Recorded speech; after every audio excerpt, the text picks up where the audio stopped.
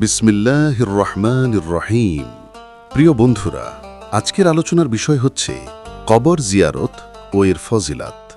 ইসলামে কবর জিয়ারত একটি সুন্নতি আমল। এটি আমাদের ঈমানকে মজবুত করে এবং মৃত্যুর কথা স্মরণ করিয়ে দেয় এবং আখিরাতের জন্য প্রস্তুতির দিকে উদ্বুদ্ধ করে। রাসূলুল্লাহ সাল্লাল্লাহু আলাইহি ওয়াসাল্লাম বলেছেন, আমি পূর্বে তোমাদেরকে কবর জিয়ারত করতে নিষেধ করেছিলাম। এখন তোমরা কবর জিয়ারত করো, কারণ এটি তোমাদেরকে আখিরাতের কথা স্মরণ করিয়ে দেয়। সহিহ মুসলিম। অতএব কবর জিয়ারতের মাধ্যমে একজন মুমিন বুঝতে পারে দুনিয়া সাময়িক এবং মৃত্যুই অবধারিত। কবর জিয়ারতের আদব। কবর জিয়ারতের কিছু নিয়ম রয়েছে। ১.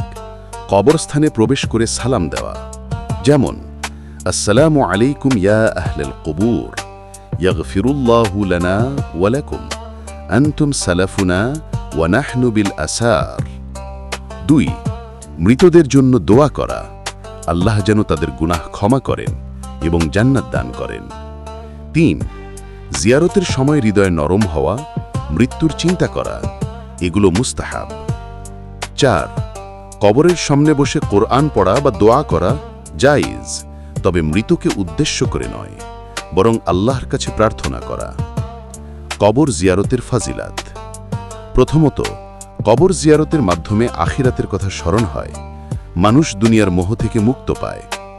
দ্বিতীয়ত, মৃতদের জন্য দোয়া কবুল হয়, তারা আমাদের দোয়ার জন্য আল্লাহ লালন থেকে মুক্তি পায়। তৃতীয়ত, নিজের ঈমান শক্তিশালী হয়, মৃত্যু চিন্তা মানুষকে সৎকর্মে উদ্বুদ্ধ করে। চতুর্থত, মৃতদের জন্য ইস্তিগফার ও দোয়া করা এক ধরনের সদকায়ে জারিয়া, এটি তাদের উপকারে আসে।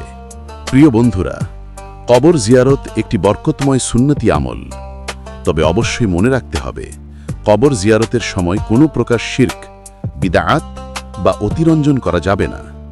আমরা যেন কেবল মৃতদের জন্য দোয়া করি, নিজেদের আখিরাতের কথা স্মরণ করি এবং আল্লাহর সন্তুষ্টি অর্জনের চেষ্টা করি। আসুন আমরা নিয়মিত কবর জিয়ারত করি, মৃতদের জন্য মাগফিরাত কামনা করি এবং নিজেদের আখিরাতের জন্য প্রস্তুত করি। আল্লাহ আমাদের সবাইকে নেক আমল করার তৌফিক দান করুন। আমিন।